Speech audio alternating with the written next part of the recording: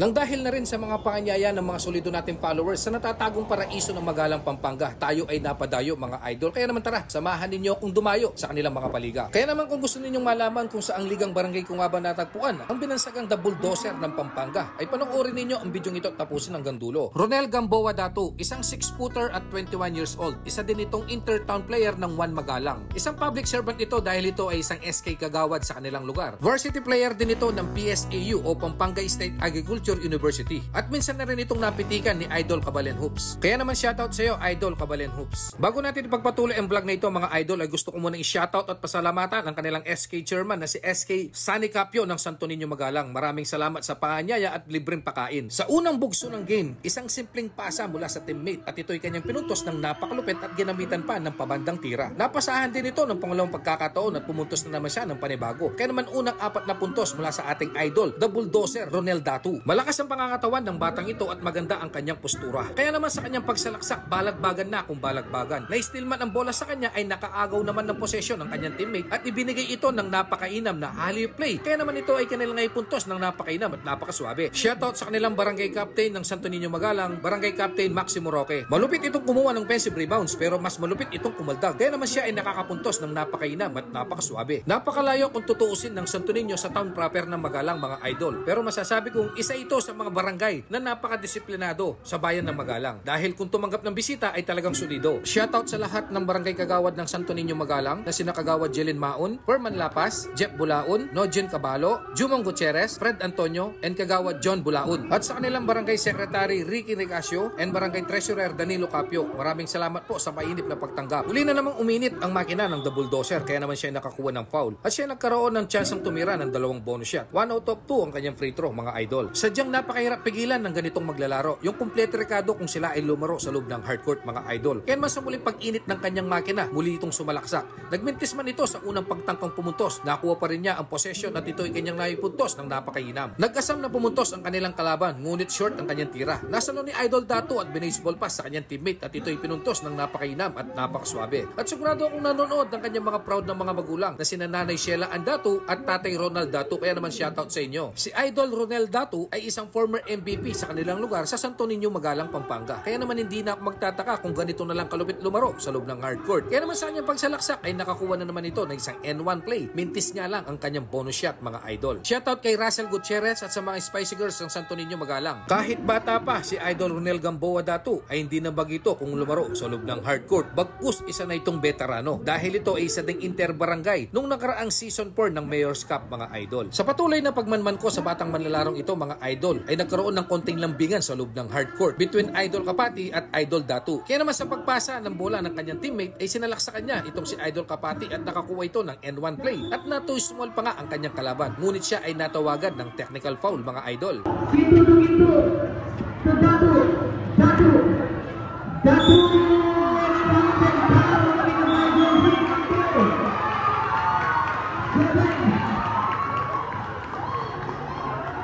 Sa bawat pag-init ng kanyang makina, ito ay sumasalaksak. Kaya naman ito ay nakakakuha ng foul at nagkakaroon ng chance ang tumira ng 2 bonus shot. And this time 2 out of 2 ang kanyang free throws at nag-flying kiss pa sa mga fans ng kanilang mga kalaban. Kung sakaling umabot ka pa sa part ng bidyong ito, pwede ka bang mag-comment kung taga saan ka? Para naman alam ko kung hanggang saan napadpad ang bidyong ito. Maraming salamat. At kung gusto mong lagi kang updated sa mga videos na aking ina-upload, ay huwag mong kalimutan ang mag-like, mag-follow sa aking page at mag-share ng aking mga videos. Maraming salamat. Kaya naman binasagan ko itong The Bulldozer ng Santo Niño dahil ito ay kumakarga sa tuwing may ma-injury sa kanyang mga teammates. Kaya naman salutok sa iyo, idol. At syempre, hindi naman pwedeng hindi ko i-shoutout at ipiplex ang mga nagsisilbing bayani sa loob ng hardcourt sa larong ating kinahiligan, ang mga referees. Sila po ang MABRO o Metro Angeles Basketball Referees Officials. Abega shoutout sa inyo mga idol. At syempre mga idol, sigurado kong nanonood ngayon ang mga Kapit Bisig Maria Sinukuan Arayat Eagles Club at ang Kapit Bisig Magalang Eagles Club. Shoutout sa inyo mga idol. Shoutout din sa lahat ng SK Councils mga idol. Bilang isang kapangpangan ay bigay natin ang solidong suporta para sa batang manlalarong ito. Ronel Gamboa Datu, luwid ka, luwid la rin Kapampangan Bowlers. Hanggang dito na lang ang episode na ito mga idol at tayo magkita-kita pa sa mga susunod na upload ko. May God bless you and much success.